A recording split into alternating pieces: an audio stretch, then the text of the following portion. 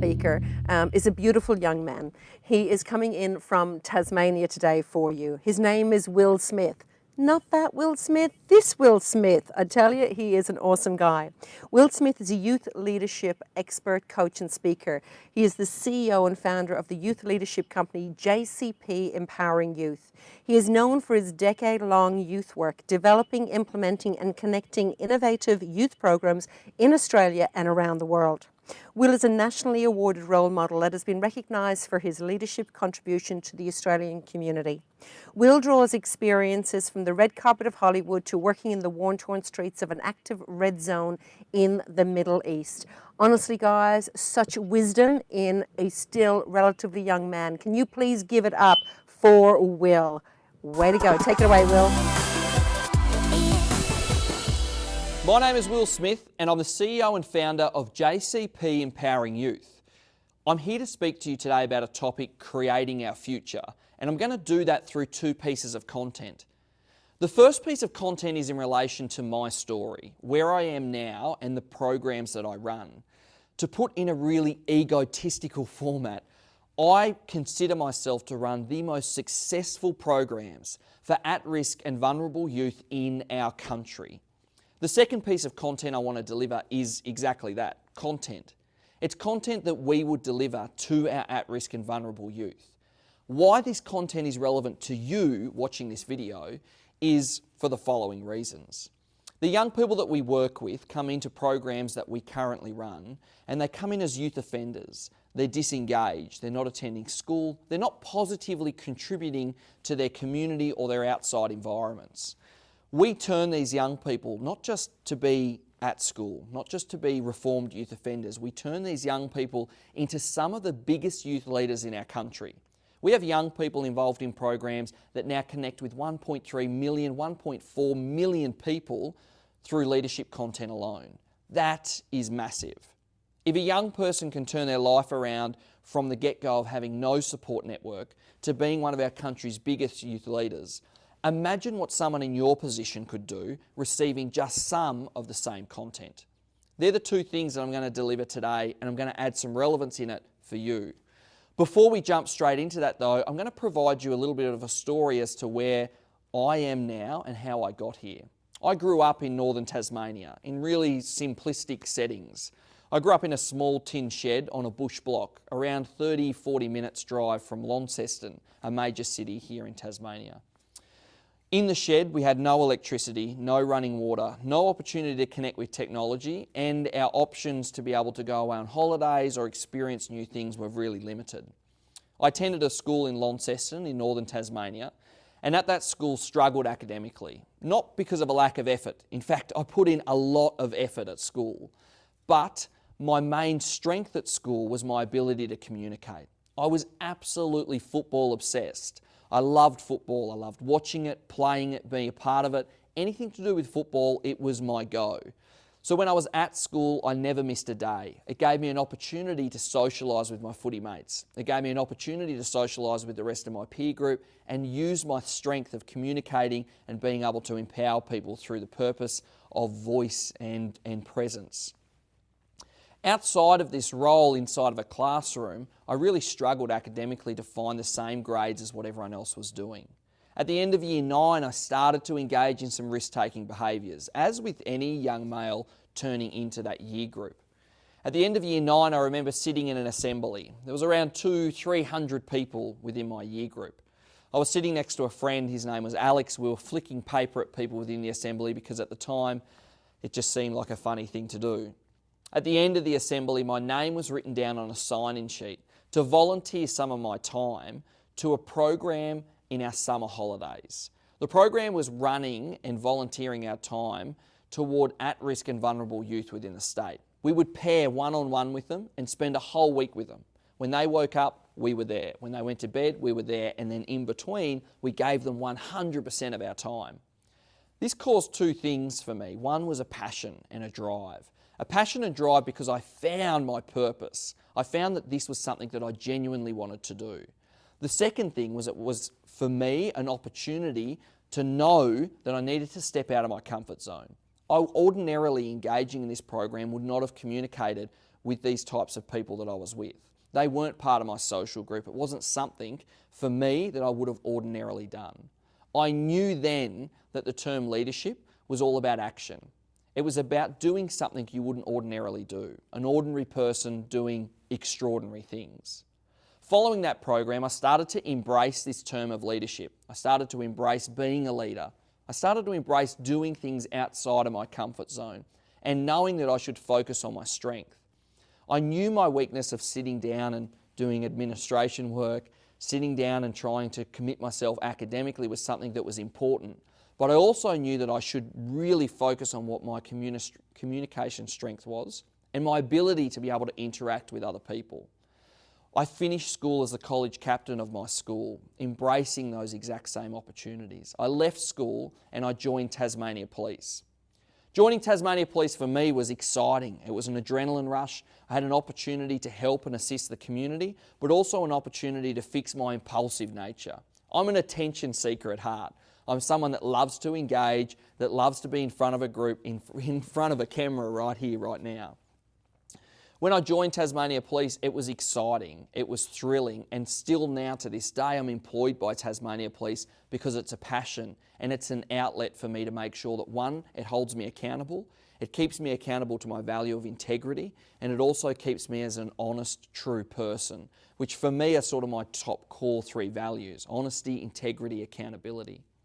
Whilst working for Tasmania Police over the course of around a 10-year period, I was running youth programs in the background.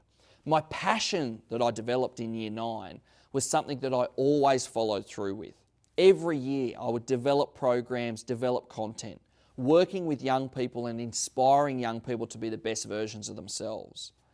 But this all came to a grinding halt in 2019. At the start of 2019, I finished a shift with Tasmania Police. I sat down on the couch. I turned the TV on and I was watching the breakfast show Sunrise. While I was watching the show, a young male, 19 years of age, was being walked by two police officers into a remand centre in Melbourne. I immediately identified the young male. He was a young man that I'd worked with for a 2-year period on some of our programs. He was being walked into the remand centre because he'd just been involved in the rape and murder of a young woman at a Melbourne train station. I was distraught. In fact, I felt this overwhelming sense of guilt. My guilt more stemmed from the fact that I was receiving all this recognition for these amazing programs that we were running. Will Smith is this really nice guy, he runs these youth programs, he does amazing things with young people. I was a person that at that time I felt so guilty. What were we doing that was having a sustainable, genuine impact on the young people we were working with? Were we just taking young people out of their environments? Were we working with them and then handballing them back in and hoping things would work out? I knew at that very moment that I should, not that I probably could, but I should start looking into every young person that had been on our programs. We'd been looking at statistics. We're so successful because we've been welcoming in all these young people. Look at the thousands of young people that have come through our programs. But automatically, my mindset turned away from those statistics and we started to look at outcomes. A lot of the young people that we've been working with, whether they'd been engaged for a year, 2 years, 3 years, some young people up to 5 years on programs, were either in jail, they were dead, disengaged, not attending school, or not positively contributing back to their communities. In fact, the large majority of young people were in this category, and that just wasn't good enough. When we look at that, when we look at the effort and the work that we put in as services to work with young people within our communities, it's not good enough. Our outcomes must be the number one forefront of our mind. They must be, not statistics, not the amount of young people that come through, not the pats on the back or the recognition. Within a week, I handed a resignation letter into Tasmania Police. Whilst I still am employed by them, we worked out for me an opportunity to still engage with the organisation, to still work in the role that I've been doing, but on a lower FTE level.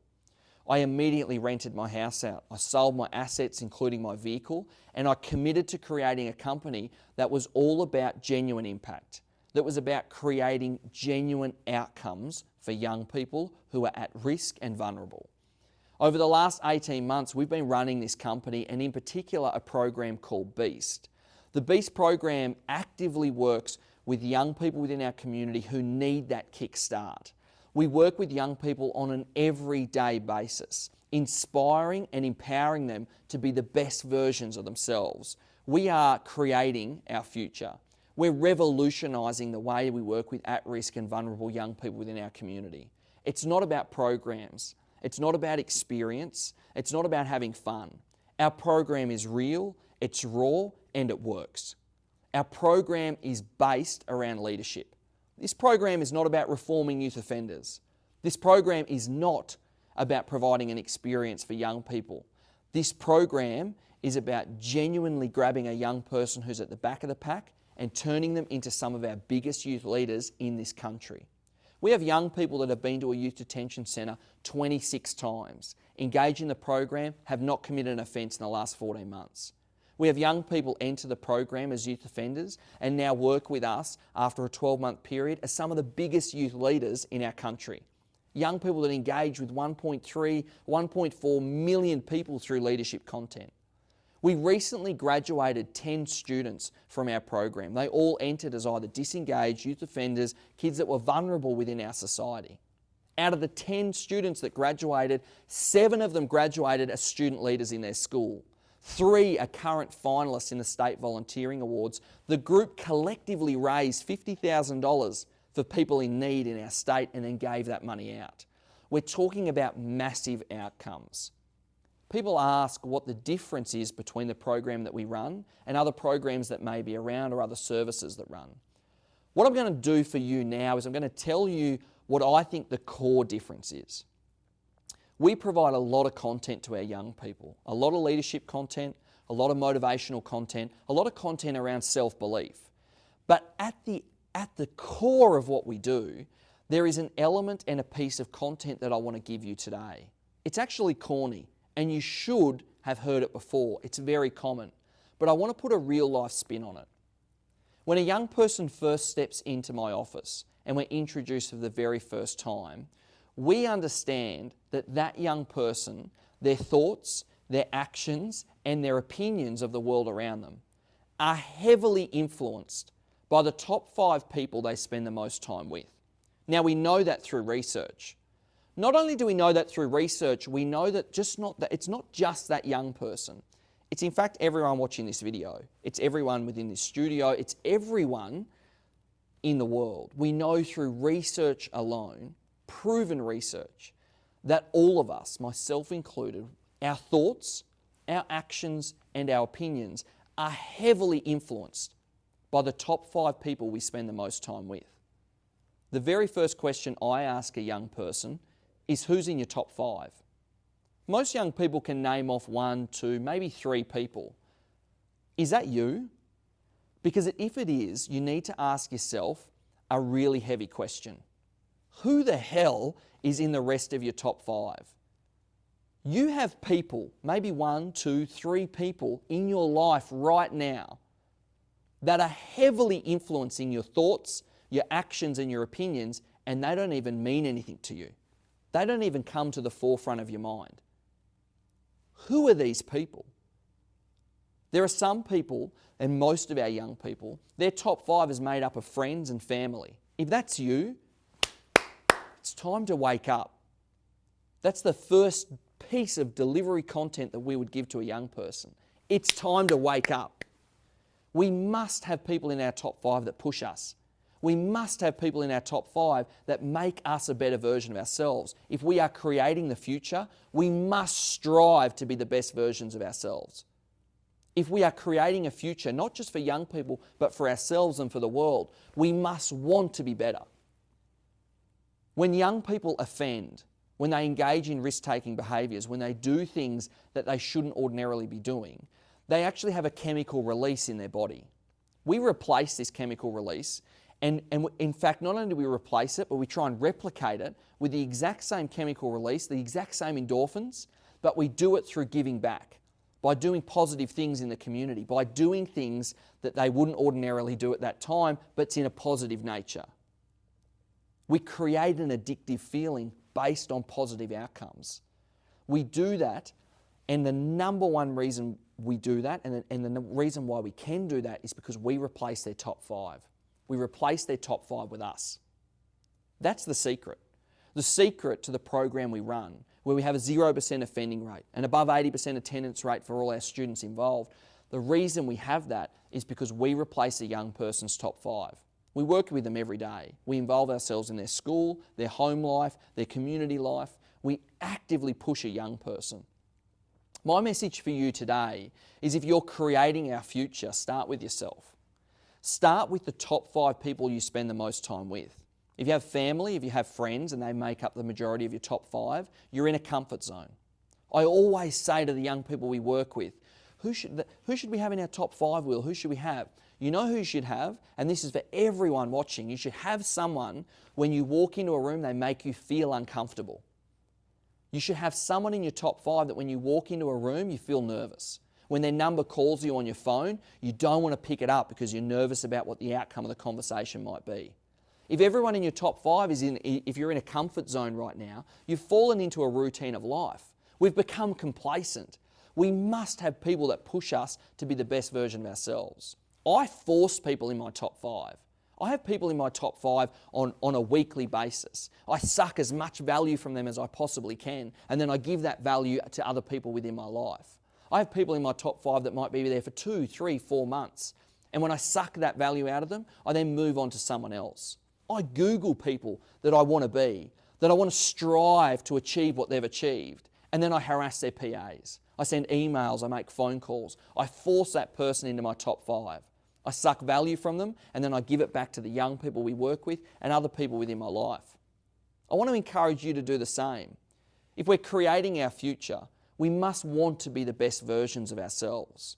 If we're creating our future, we must understand that we all play a role in helping young people within our community. We must never blame the government or parents or other people or other services who we think it's their role. We all play a role in raising young people within our community.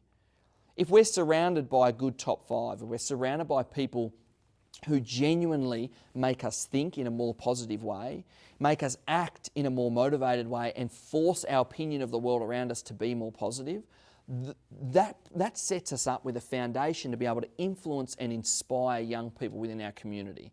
We must pass our influence on. We never store it up. We must always give it.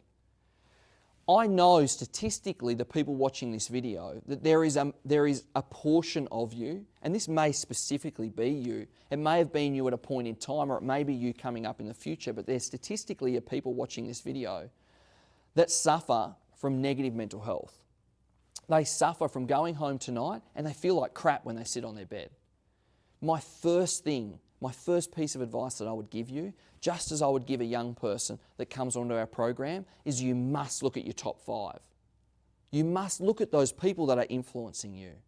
Creating your future helps us create our future. The more healthy, happy, positive people we have in the world creates a better future for everyone, especially young people. We all identify that young people make up about 25% of the population, but they also make up 100% of the future.